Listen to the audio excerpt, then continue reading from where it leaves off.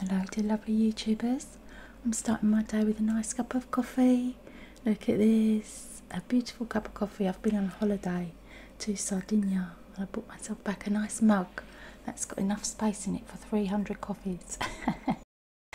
I hope you're all okay out there today. I'm going to be opening the tarot cards and asking the question, how do I communicate with my spirit guide or my guardian angels? Now often our guardian angels bring us information via the ordinary, the everyday, in obvious ways. Sometimes as you're walking past another person, you'll hear somebody having a snippet of conversation and it will mean something to you. I'm going to do 3 types of ways that your guardian angel is trying to connect with you, trying to link with you, your spirit guide. Just 3, even though there are probably ridiculous amount of ways that guardian angels can communicate with us. So sometimes they do it through the everyday, like the obvious, so you hear words that people say, or you hear an advert say words which you were just talking about. I know that is an algorithm thing, you know, we all know. We've all had that experience, haven't we? You're walking past the television that someone's got on, just happens to be playing in the background in a shop, and they're talking about going on holiday at the time you were thinking about going on holiday. You know, those sorts of things. And then there's the urban messages on the sides of vans and on the sides of cars. And you're driving along and there's a car in front of you and it's got a number plate, it's got the name of your dead brother on it, you know. And you know that his spirit put you in the right place at the right time to be able to see that message. Now, you can take something from that message and you can give it meaning or not. And whether you believe it or not, it's still happened, doesn't it? Whether you believe that has got any significance at all, that has still happened. Right? While I'm shuffling these cards, I'll tell you the story of the word Tom this week. Every week I have a different name shows up over and over again. Yeah, some weeks it's the name Molly, some weeks it's the name Mandy, some weeks it's the name of my brother in spirit, some weeks it's the name of my dad in spirit. So my dad was called Thomas, and it is one of the most common names on the planet. I realise this, but sometimes I don't see it for weeks or months. Oh, I don't notice it, it's probably there, but I don't notice it, don't pay any attention. And then as soon as I start talking about it, like last week I had a conversation about that, about the name Tom, with one of my friends, who I bought her and her daughter something. It was actually for Easter, but I had a conversation about it because the name on the thing I bought them for Easter was Tom. Mr. Tom's is a brand. And then yesterday I was walking around a corner with my son, who's nearly 30, and there was a slip of paper on the floor, and he said, oh look, someone else is doing Amazon, because it looked like the back of a label. Well, he does Amazon, so he recognises the, you know, the bits of paper that people use. So we're looking around thinking, oh, who else is doing Amazon around here? And because he'd pointed out the bit of paper, I had to go back and have a look just to check what was on the other side of the paper. So I turned it over, and it was actually a slip from a school, a local school, giving somebody permission to be late, and the name of the student was Thomas.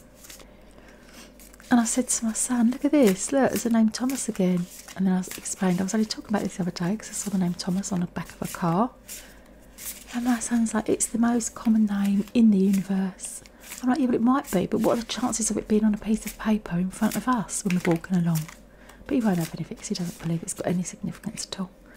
And I'm just making it up, you know, giving it significance where there isn't any. So we walked round to the post office, did what we had to do, came. But in fact, we didn't get there, tell a lie, we didn't get there because a phone call happened. And it was telling my son that the lorry driver, that he was expecting a delivery about 1:30. The delivery driver was 10 minutes early. So we turned round and we sped back, walked as fast as we could. And we got back and there's a guy there and he's got a big pallet of stuff for my son. Opened it up. Guess what the name was on the parcels? Yeah, the brand name of the company that he's bought them from, Thomas something. I didn't even dare point it out to him. I'm sure he noticed, but he's had enough of my nonsense talking about coincidental names. So it's that. It's when the one name turns up 3 times in one day, you have to ask yourself, oh, is there someone in spirit trying to get this information through to me, right? And it's not that they're not getting the information through, it's that we're ignoring it or not giving it any significance. See? Let me put these up here. 3 piles, the last pack here. Or you can see a name on a number plate. Or, for instance, while I'm doing this, I'll quickly tell the story about the Hardy Annual. I was walking down the road one day. In fact, I had nowhere to be and nowhere to go, and I felt like, for some reason, going for a walk. So I took myself off out. That number one's got 2 tarot cards. And as I was walking past a garden centre, I felt like, imagine having a breeze in your back that's just guiding you along. I felt like that. I felt like I was being pushed along. I was like, what is that? That's weird. And it felt weird. It wasn't just that I noticed a bit of a breeze. It felt like a little bit of power pushing on me. So I followed it because that is my way. If something's hunching at me or nudging at me, I act on it. I don't just ignore it. So I went into the garden centre, which was the nearest shop to where I was. I went in there, I walked in, I looked around, and I thought, well, what is I'm supposed to be seeing in here then? It's obviously something I'm meant to be seeing. Now at the time, my son's great nan had just recently passed away in a care home, which was down the road from the garden centre. And her name was Hardy. Actually, I've got another coincidental name story for you, but I'll just do this one while I'm doing these cards. And I've walked into the garden centre, I've looked around, and I'm guided to go to the part with the plants. It is the most interesting part of the garden centre. Well, it wasn't even a garden centre, it was the B&Q. It was a hardware store that happens to have a garden centre in it. So I went towards the garden centre, and I could see these little plants looking at me, I'm like, what am I meant to be looking at? So I had a little look at the label, which wasn't sticking out, it was just label on the plant pot. And the plant was called Hardy. And it wasn't like a Hardy Annual, that's what the word was called. The actual plant was called Hardy. And that was the name of my son's great nan. And I took that as a little nudge from spirit that she was just saying hello. And it is a lovely experience when you have that experience.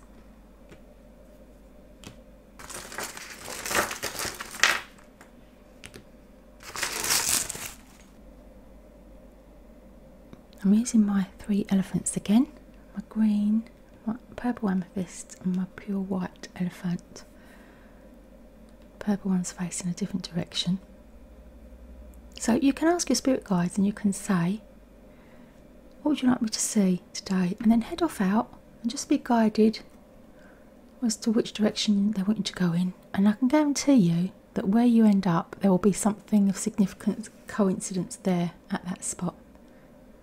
Anyway, thanks for listening, peeps. I'm going to see you in your readings. Bye for now. Hello, YouTube. I'm going to do the Amethyst Elephant card pack first. I'm going to make the purple one pile 1. Okay. Poor little purple elephant. Now the question here is, how do I communicate with my spirit guides? But really that should be more like, how are they trying to communicate with me and I'm not paying attention, okay? Oh dear, and also who is trying to communicate with me as well. I love the backs of these cards, so I always put them in the wrong place because they are so lovely. These ones, they've struck me as being beautiful. Now the angels, this angel invokes goodness and warmth within me, not just at Christmas but on all days. I knew there was a Christmas message in these angel cards. Okay, so there's a reason for having this Christmas message in the middle of June. This is someone who's had significant loss, quite possibly somebody's passed over around the Christmas period. And the answer to this is, you're communicating with your guardian angels when you're in touch with your inner feelings. When you can be in touch with who you are on the inside, your guardian angels are more able to communicate with you. Look at that, your soul saviour, your guardian angels communicating with your inner soul. Now the self-acceptance card has come out reversed, it's upside down, which is telling me what's stopping you from communicating with your guardian angels is your belief that you can, or your belief in yourself. You don't feel worthy of being able to have communication with your higher self, which is sad. That is a very sad way to feel, and your guardian angels are letting you know that you can feel differently in order to do the communication. Does that make sense? Okay, if you can feel differently, the communication will come. If you can feel, and this is a very hard thing to say, if you can feel at peace and at one with the people that are in spirit. Okay, so there's, this one was upside down. I'm going to leave it upside down just for a moment, just to explain what I feel that means. For this person, there's someone in spirit, and the pain of them passing caused a lot of pain, which it always does, of course. But in order to be able to communicate with spirit and your higher self, you need to be able to put yourself into an emotionally balanced place. You see this person doing her meditation, this person's calm and peaceful. The pain has gone from her solar plexus. It's replaced by light, right? Now the person who's in spirit, and this is somebody who is the upside down version of what they were meant to be.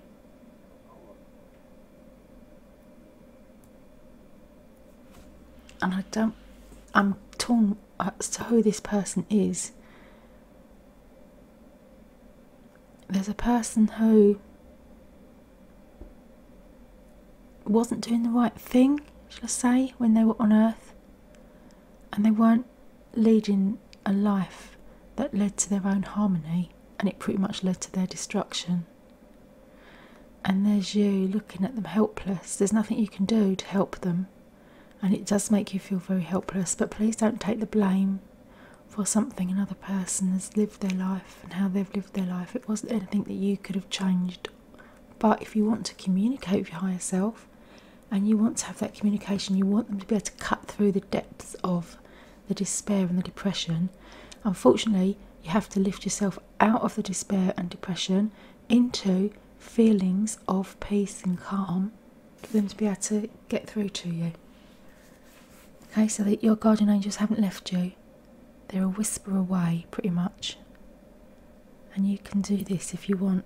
Now, this Prince of Swords is letting me know that this is the person in spirit who is no longer this person. Okay, this is the strength of this person has come out in spirit. So this person wants to come back to say, don't blame yourself. I took all my own decisions. I was the person that chose not to be the person that I could be, and it had nothing to do with anyone else. Okay, and that will free you up and allow you to communicate directly. Oh, that's interesting, isn't it? Thanks for listening, peeps. Bye for now. Hello, dear YouTube. I have 2 little packs to choose. I'm going to choose the green elephant next as my second pile. The green elephant, asking the question as to how do I communicate with my spirit guides. Right, that's what your angels want you to know. And what is stopping you from understanding what they have said. I'll just see what comes up for connecting with your spirit guides. Little green elephant is ideally wants to be peaceful. Oh, look, lovely green colours. This angel lets me know of its presence with its power over the natural world. Yeah, I love that answer, because the natural world is full of things that can be manipulated, like birds, feathers, rivers, rainbows, horses passing by, dogs, cats, you name it. There's things in nature that can be brought to you for you to be able to say, oh look, that's my spirit guide, that's someone in spirit who's letting me know that they're still there. Now the Soulmate card that's upside down in reverse. Okay, so there's somebody for you in spirit who's part of your soul pack. The fact that it's upside down makes me feel like they're no longer on earth. So they're spirit side. And there's a person who was so strong with you that they can't leave you. So they haven't left you. Look at the matching colours. There's lots of blues there, aren't there? Bluey green. They can't leave you. More blue. Sacred knowledge. Okay. So your spirit guides are going to give you the inner strength as well to be able to do this. Three of Swords is pain that you're causing yourself. Eight of Pentacles is money from work. And again, that's reversed. So there's some issues around the work. But the Hanged Man and the Tower are massive changes. Okay, so this is a person who's experiencing massive changes, but they can't see the pain that they're causing themselves is unnecessary. Okay, your spirit guides want you to know that you don't need to hang on to this level of pain. You're causing this pain yourself. Okay, now that's a really, really harsh thing to say to somebody who's lost a person, doesn't it? It can seem very, very harsh, because that pain of losing a person that you're very, very close to can feel like a stab through the heart. It can. But once you've got over that initial shock and the initial pain and the loss that you've dealt with, and you have dealt with it because you've got the Strength card here to deal with it, then Spirit are asking you to recognise how much time you spent doing this, to limit the amount of time you spend doing this, because that's your life then being put on hold because of the pain of the loss. You don't want to be stuck in the pain of the loss. Okay? And this is the change coming up. So there's going to be massive change for you. But the question is, how do I communicate with my spirit guides? And the answer is, your spirit guides communicate with you using feathers. And here's the owl. And here's the wise person wearing the owl mask. Head gear. And the sacred knowledge that comes from listening to the wind. So the wind is going to bring you white feathers. Any colour feather actually. It doesn't have to be white, and it doesn't have to be real. But it's going to be floating to you. Lovely. Thanks for watching. Bye for now, peeps. Hello, dear lovely YouTubers. I have the little white elephant. The white elephant. It makes me laugh when I say those words, because the white elephant is something that's no longer of use, is it? It's a great big white elephant. It's no use to man nor beast. Question is, how do I communicate with my spirit guides?